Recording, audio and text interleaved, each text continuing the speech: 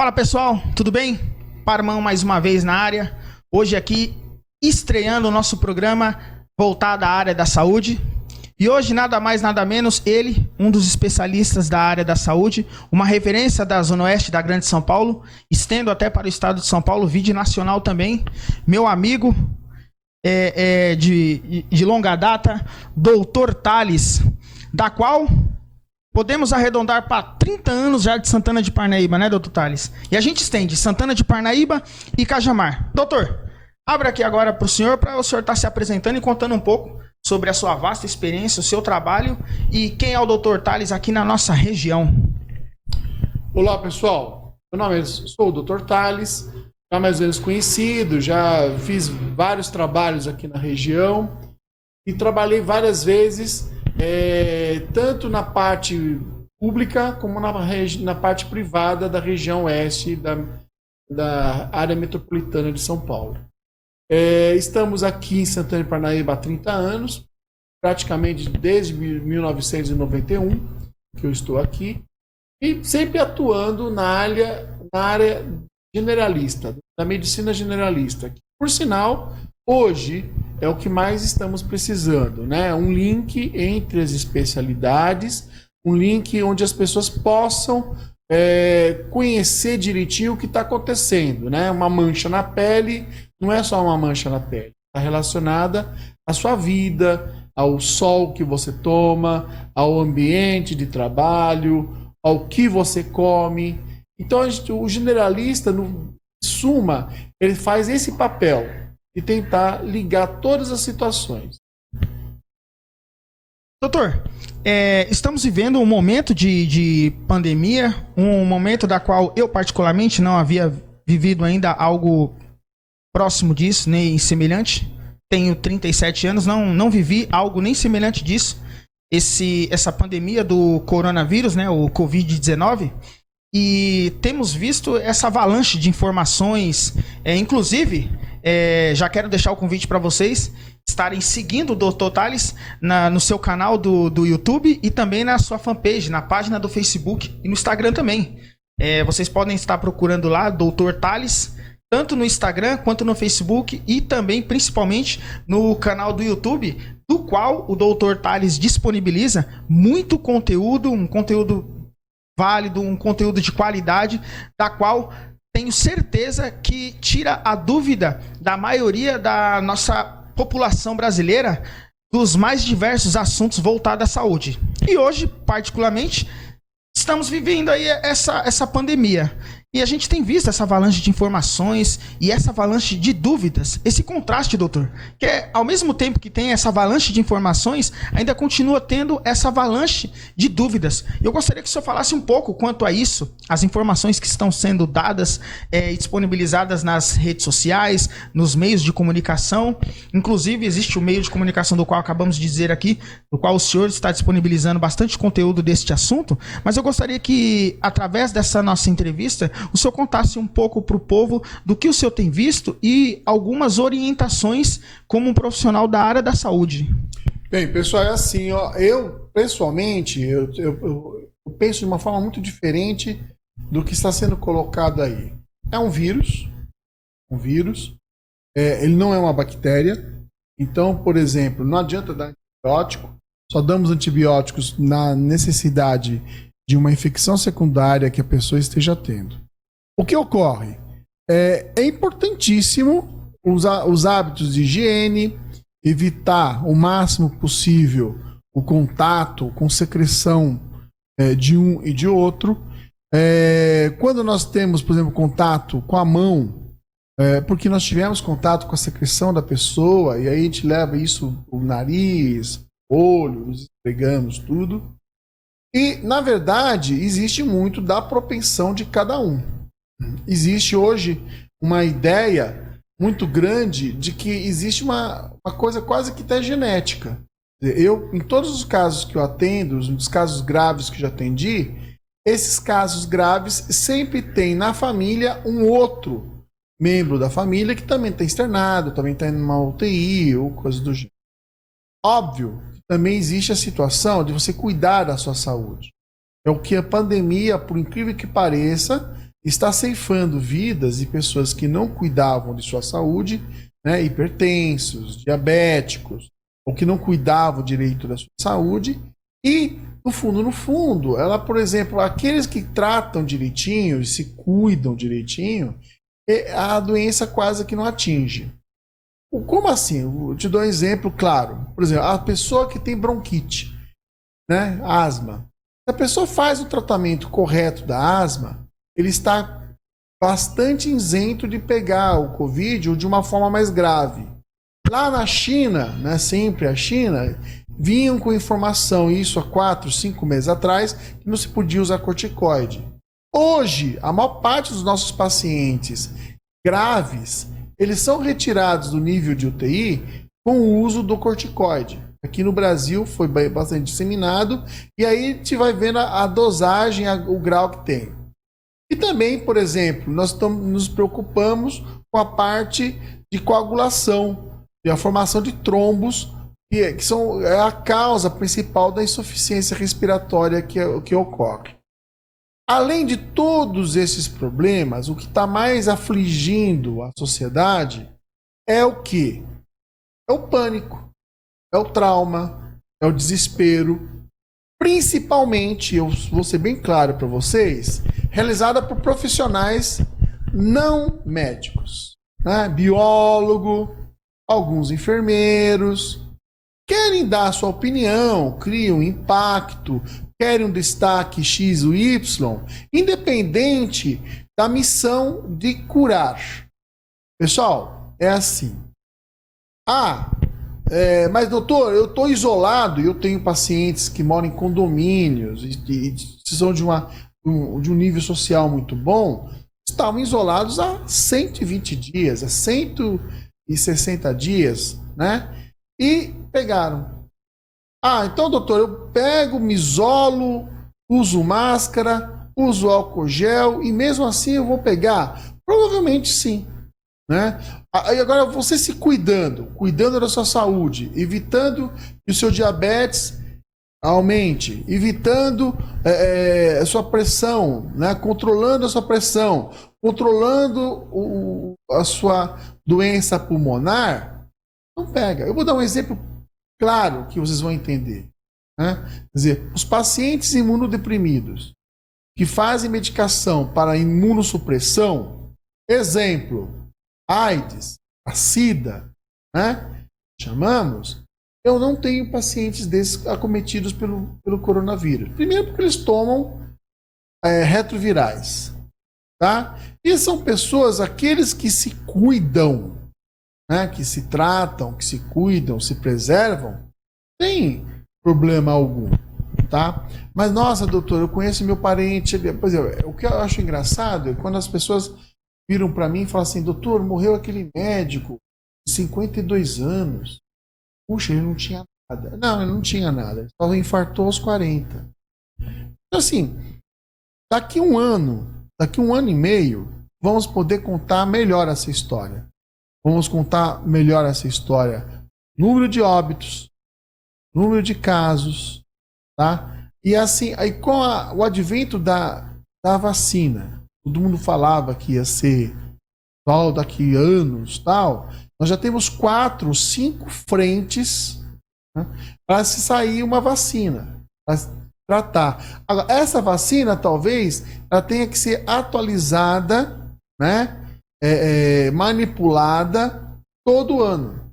E provavelmente, como é vírus, né, e o vírus é apenas um RNAzinho, tá, ele se altera. E aí vai ter que ser tratado totalmente ou completamente diferente o tempo todo.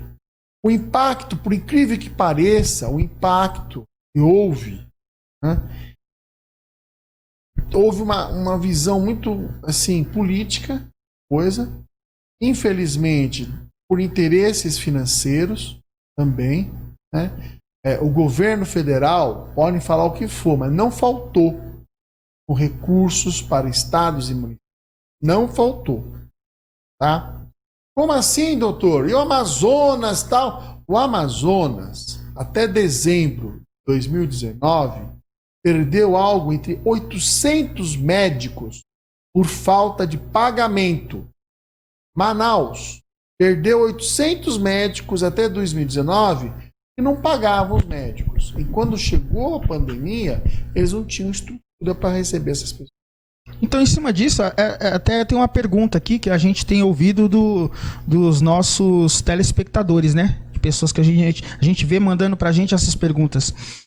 Hoje, qual seria o maior, não vou dizer o inimigo, mas o maior problema no Brasil do combate à pandemia, doutor? Qual o maior problema que nós enfrentamos aqui no nosso país? Aquele que tudo bem que a gente sabe que tem vários, são bastantes, mas qual que é aquele que o doutor Tales apontaria? Esse aqui, Parmão. O problema maior aqui no Brasil, primeiro é a orientação e a retirada desse lado do pânico, certo?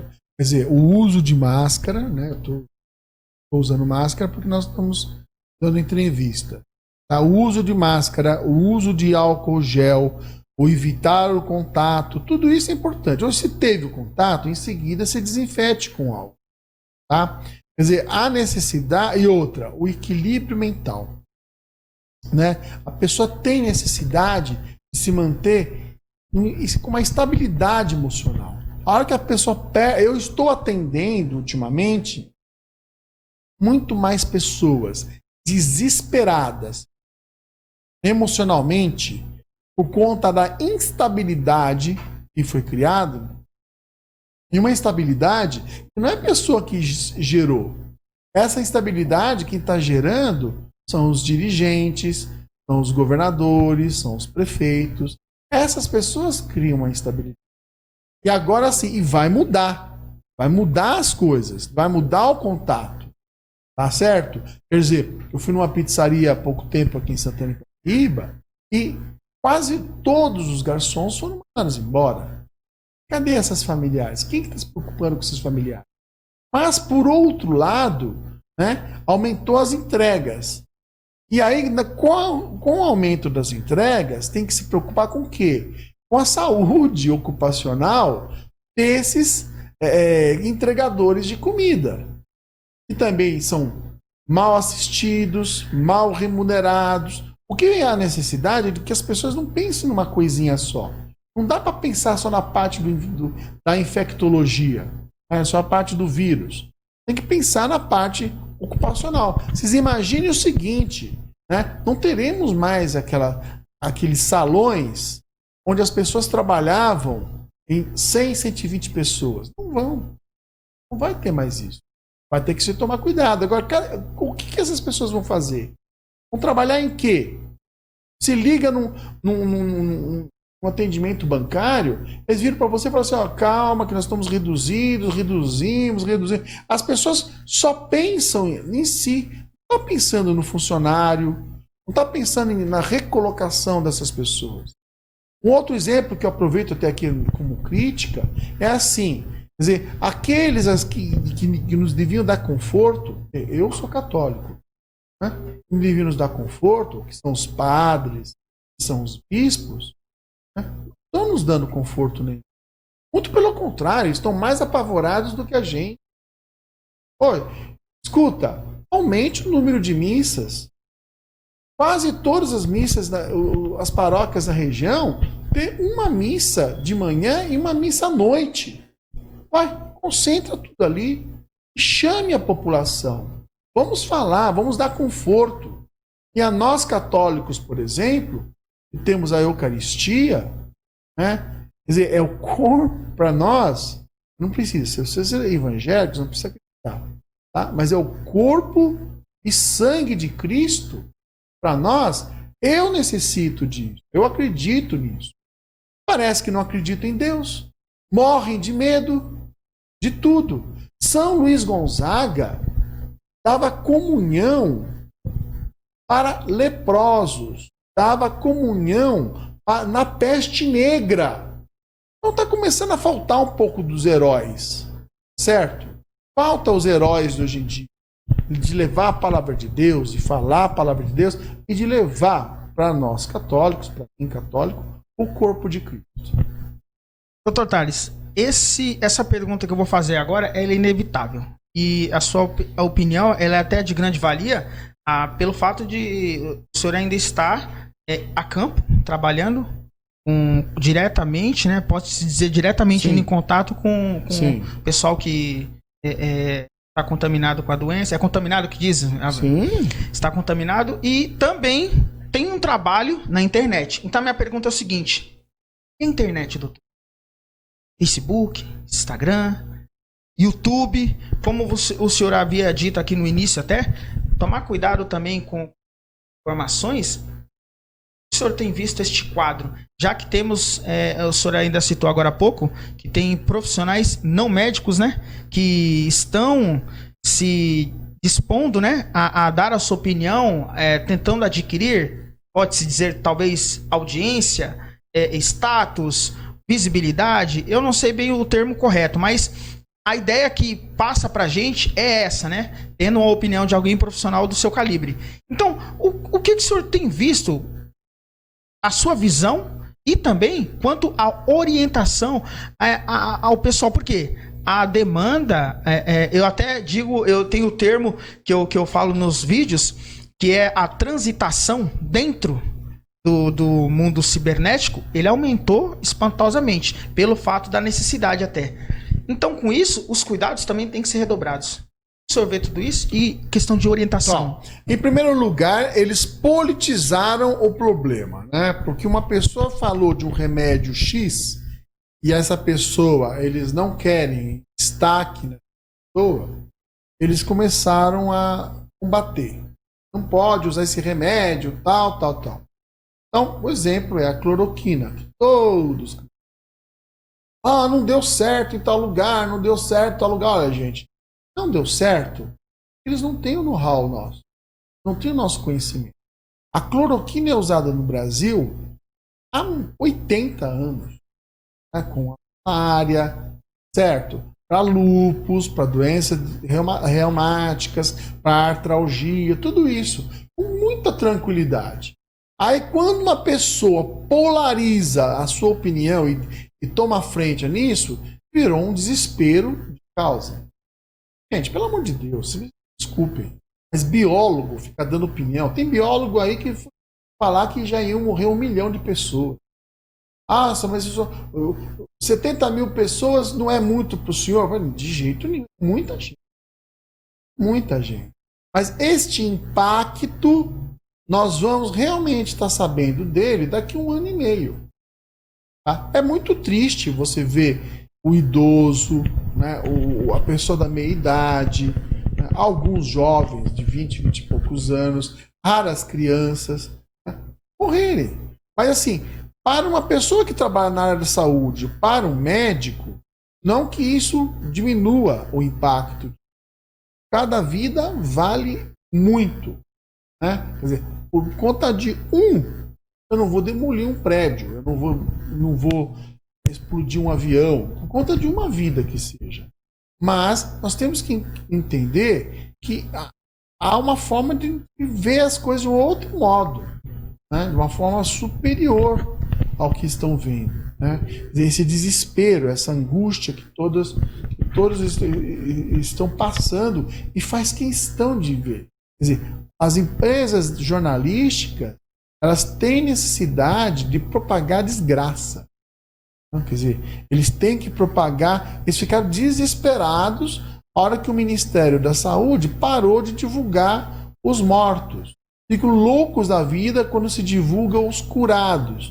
Não estou dizendo que o Ministério da Saúde esteja correto, certo, mas as reações, né, de uma imprensa, né, que tem necessidade da desgraça é impressionante. Né? E aí você vai vendo outras coisas. Né? O cara fez o teste. Não. Esse teste que ele fez é mentira. Deu positivo. Esse teste é cômico. Né? E nós não estamos brincando com as pessoas, com vidas humanas. A gente precisa entender a necessidade, tá, de ter uma visão suprema sobre isso.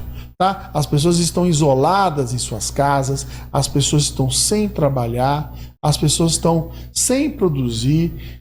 o empresário não tem, mas o governo tem que dar. Gente, tudo isso eu concordo, tá? Mas nossa vida tem que voltar ao normal, tá? O vírus não vai embora. O H1N1 em 2010, eu ainda tenho paciente. Eu ainda faço exame para corona e para H1N1, para saber qual dos dois que eu estou tendo. Quer dizer, entendam, esse vírus veio, né? Eu acho que houve muita irresponsabilidade da China, muita irresponsabilidade. Houve irresponsabilidade no Brasil porque não se suspendeu o carnaval, tá? Isso foi extremamente irresponsável. O carnaval trouxe gente de lá para cá. E o primeiro óbito, acho que foi 7 ou 8 dias depois, ou 1 ou 2 dias depois, primeiro caso. Em óbito 1 semana ou 10 dias depois do carnaval. Então, é baixar a bola, diminuir a visão pessimista e atuar em coisas práticas, pragmáticas. É um vírus complicado, é um vírus que dá inúmeras complicações, tá certo?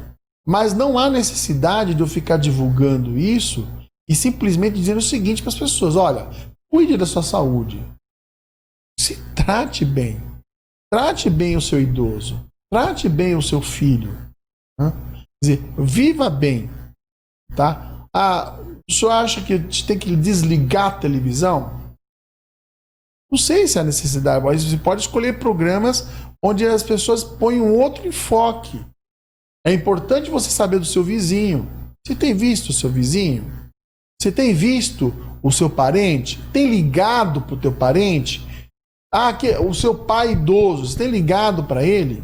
É isso que é importante para a gente poder evitar as coisas tal. Tá? Eu tenho lugares onde quando a gente faz o exame, né, a maior parte das pessoas já tiveram a doença sem sintomas nenhum. Porém, tem que se tomar cuidado? Tem. Mas sem o desespero, tu tá matando mais. O desespero tá matando mais do que se imagina. Vou fazer agora uns tiros curtos aqui. Uma perguntinha, são as 3, 4 dúvidas que a gente tem, que a gente levantou do público. E você responde rapidamente. A primeira, a gente tem visto o número que tem sido apresentado pelos meios de comunicação. Esses números, doutor, como que eram os números? Eu pergunto porque eu já o conhecendo pessoalmente, já sabendo da sua carreira, do seu profissionalismo, do seu caráter, da qualidade da sua prestação de serviço, a gente já sabe que você é um cara que pesquisa muito, estuda muito, trabalha muito. Doutor, os números antigamente de mortes, antes do Covid-19, os números já eram elevados no nosso país? Porque assim, estão fazendo uma conta que ela é mostrada de uma forma alarmante, assustando a população. Mas os números não eram mostrados antes, por exemplo, pessoas que morreram de tiro, pessoas que morreram de câncer, pessoas que morreram de outras doenças que a gente vê as pessoas morrendo diariamente, ou por semana, ou por mês. Esses números são realmente alarmantes no que se diz grande, alto, médio número, porque não se falava de números de mortes antes, até vir essa pandemia, né? Porque me recordo uma vez conversando com o senhor nos bastidores da vida, o senhor me disse que tinha números que eram bem mais elevados do que o do Covid-19 apresentado até então, isso há meses atrás. Como seria hoje essa questão dos números? O que eu acho assim, eles se impactam muito nos óbitos, e principalmente no seguinte: o óbito, às vezes apresentado ali, é algo que já ocorreu há 3 ou 4 dias antes. E detalhe, hein, pessoal? Uma coisa que eu vou falar. Muitos dos óbitos no atestado de óbito, como Covid, nem exame para a Covid tem. Então a gente não consegue comprovar aquele óbito como Covid. Vai ser visto isso aqui agora? Não. Agora não vai ser visto. A gente vai descobrir isso, porque isso são estudos sérios que as pessoas fazem. Daqui um ano e meio, vão levantar e vão colocar. Normalmente, é assim, existe no Brasil 4 milhões e meio de óbitos ano. Então, dividam isso, né? Dividam isso e quanto que dá esses 4 milhões de óbitos de todas as causas, divida por 12, né? Quer dizer, qual o número disso? 300 e poucos mil, né? 300 e poucos mil, né? Fazendo um cálculo de cabeça. Quantos por dia? 10 mil? Né? Então, assim, esse óbito de 1.000, final de semana sempre eles reduzem, 600. Durante a semana é 1.000, 1.200 e tal. Esses 1.000, primeiro, isso que eu estou colocando para vocês, tá? Esses 1.200 é uma somatória de 2 a 3 dias. E pior, tá? A maior parte deles não vai se confirmar. Então, assim, há necessidade de se alertar a população para que se tome cuidados de higiene e tudo? Mas o interesse maior é o pânico e é vender notícia. Tá? Então, e acho que as pessoas têm que começar a perceber isso. E se não tem pânico, né, eles esquecem, tá, a situação. É só vocês verem o que está acontecendo por aí. Tá? Quer dizer, é só vocês observarem o destaque dos jornais. Então, assim, eu acho que daqui 1 ano e meio, no máximo 2, teremos essa visão que eu tenho hoje, que eu observo hoje. Eu trabalho em outros lugares que nós já fechamos hospitais de campanha, tá? Estamos já com as unidades próprias dos municípios, do município. Aqui em São Paulo, na cidade de São Paulo, já foi fechado o Pacaembu, tá? O Anhembi também já está prestes a ser fechado. O Hospital Albert Einstein esperava um boom, não houve, né? Eles até, Deus me livre de falar isso, mas houve uma frustração para o impacto que eles esperavam e prejudicou tudo. Irmão, hoje eu tenho paciente em casa morrendo, né, de suas várias patologias devido ao medo de ir aos hospitais. Medo. As pessoas não vão. Tem derrame, infartam, morrem sem o tratamento para o câncer em casa por conta do medo da pandemia.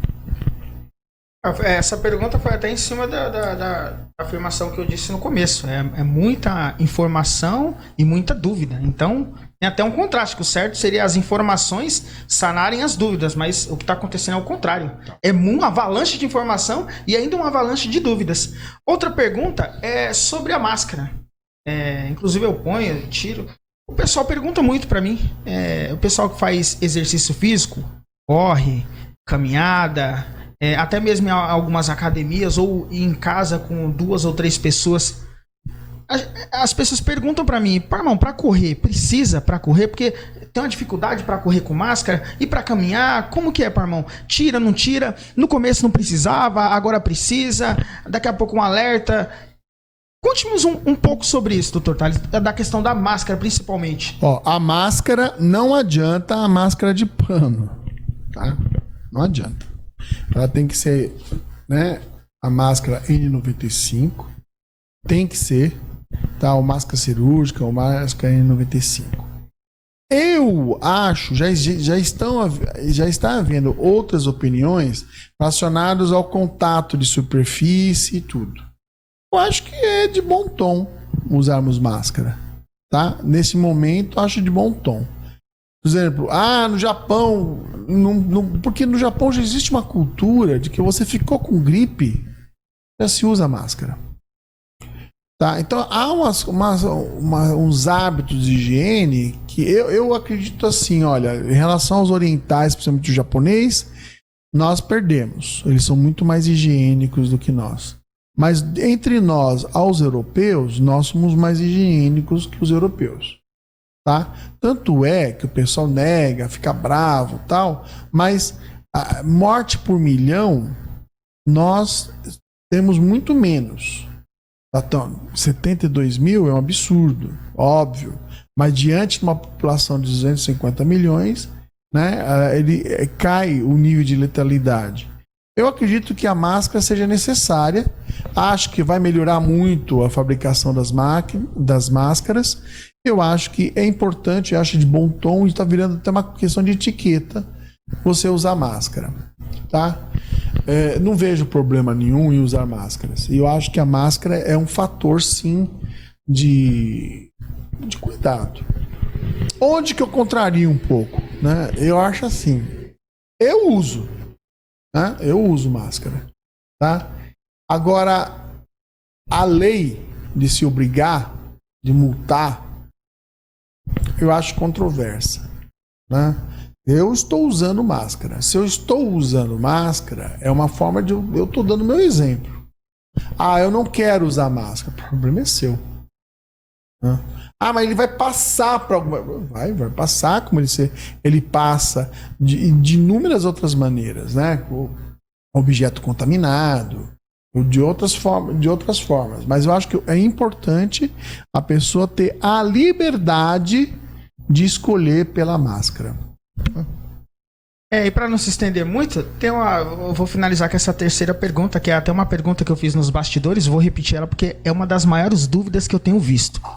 A pessoa contraiu o vírus, se tratou, curou, ou até mesmo não, como que se diz, desenvolveu os sintomas, né? Mas já foi contaminada pelo vírus. Se tratou, curou.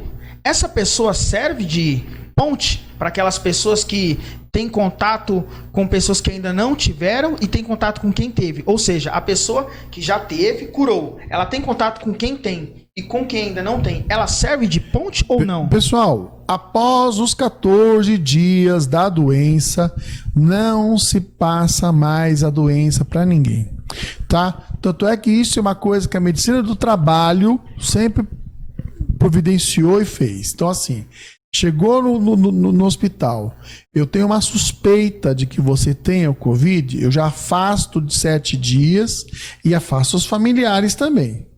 Os que trabalham, escola, tudo estão afastados.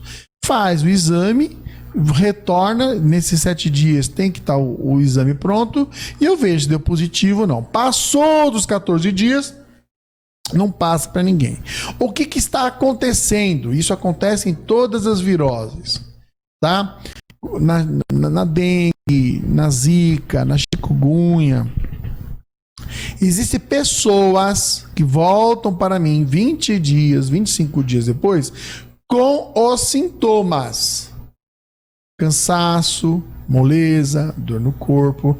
Eu tenho uma paciente no Rio de Janeiro que ela está há 45 dias, ela reclama ainda das dores, mas ela não passa mais para ninguém. Ela não está transmitindo. Eu tenho que tratar? Tenho que tratar os sintomas. Não tenho mais que tratar doença nenhuma nesse caso. Então as pessoas confundem muito isso. Olha, o vírus é uma doença muito chata, né? A gripe, a dengue, o chikungunya. Tem gente que teve chikungunya há 1 ano e ainda sente as dores. Tá? Então, e nós vamos aprendendo. Vamos aprendendo.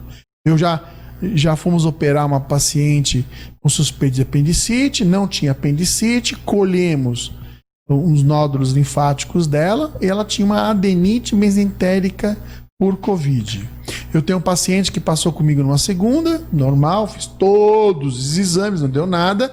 Na sexta ele voltou ictérico, amarelo, hepatite. Fiz o exame, anemia hemolítica por Covid. E o Covid também, doutor, meu paciente teve Covid, né? Meu parente teve Covid e teve o derrame.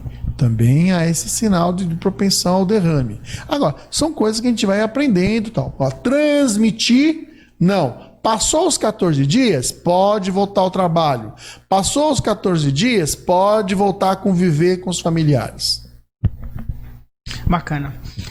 Agora, para finalizar, queria já agradecer o bate-papo, sanou muitas dúvidas, até minhas particular, e creio eu que da galera que está nos assistindo agora.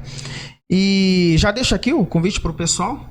No seu canal o pessoal encontra bastante informações, Sim, principalmente desse assunto e de outras variadas doenças, né? Conta pro pessoal um pouco sobre o seu canal, o que o senhor apresenta lá, qual a proposta, o que o pessoal vai encontrar seguindo o senhor tanto no Facebook, no Instagram e no YouTube. Pessoal, o meu enfoque maior agora é até uma forma de a gente nos divulgarmos, é tentar criar uma conversa diferente, tá? É importante agora termos coragem de viver, certo? E temos coragem de sair, de nos relacionarmos, de conversar com as pessoas, de voltarmos a tomar um chá, um café, voltar aos relacionamentos anteriores com os devidos cuidados. As pessoas hoje estão sofrendo principalmente mentalmente. Então, assim, qualquer problema que vocês percebam, tá? Às vezes, do lado da gente, a gente não percebe, tá? Não tá normal, né? Não é fácil. Não é fácil ser professor nessa época de pandemia. Não é fácil ser aluno nessa época de pandemia. Não é fácil ser motorista de ônibus nessa época de pandemia, né? Quer dizer, não é fácil usar o ônibus nessa época de pandemia. Quer dizer, não querem aglomerar, não querem missa, não querem culto, e a gente passa de manhã do lado dos ônibus, os ônibus assim, ó, lotados. Então a gente precisa questionar, a gente precisa ver o que está acontecendo. E repito, tá? Nenhum município, nenhum estado ficou sem recursos para a saúde nessa época de pandemia. Nenhum. Do mínimo município ao mais sofisticado município grande, recebeu a verba específica. Estamos numa época de eleição? Fiscalize, vigie, pergunte para o seu candidato o que ele sabe sobre isso. É importantíssimo isso. Se ele sabe qual é a verba que veio para o seu município. Quer dizer, é importante isso. Tá? Fico muito feliz de trabalhar em lugares onde tudo está adequado, onde tudo está direito, onde nenhum exame foi feito em vão, nenhum pedido de exame foi feito de uma forma errada. Tá? Quer dizer, as pessoas têm que estar vigilantes, têm que saber perguntar, têm que saber falar e, principalmente, procure saber como é que está seu vizinho. Procure saber como é que está teu pai, tua mãe, que mora longe de você. E pior, pergunte para sua esposa, pergunte para o seu marido como é que ele está vivendo toda essa história. Bom? Doutor, e se as pessoas quiserem entrar em contato com o senhor ou com sua clínica, onde sua clínica está, onde o senhor atende e quais os meios de contato que o pessoal vai poder estar entrando em contato com o senhor para poder conversar com o senhor, tirar dúvidas ou até mesmo ter um atendimento? Ó, tem um botão que está aí no Facebook e na página do YouTube. É só apertar e fazer as perguntas e lá o endereço, o telefone, tudo está lá também. Tá? Aproveitem isso e façam o mais rápido possível. Não fiquem em dúvida em casa. Então, mais uma vez, agradecer Obrigado pela disponibilidade de estar com a gente no primeiro programa sobre saúde do nosso canal. Estamos engateando ainda aqui em Santana de Parnaíba e Cajamar, mas graças a Deus a gente já conseguiu um espaço na sua agenda. Agradeço de coração nós e a equipe toda. Muito obrigado e que venham mais agora. Inclusive, já deixo aqui para vocês que a gente acabou de fechar com ele. Vamos ter aqui o Pergunte ao Thales, ou seja, vocês vão poder deixar as suas perguntas e enviar para a gente. Vai estar os contatos aqui na descrição. Mande suas perguntas e via vídeo o Dr. Thales vai estar tirando todas essas dúvidas. Obrigado, viu, doutor? Imagina, obrigado.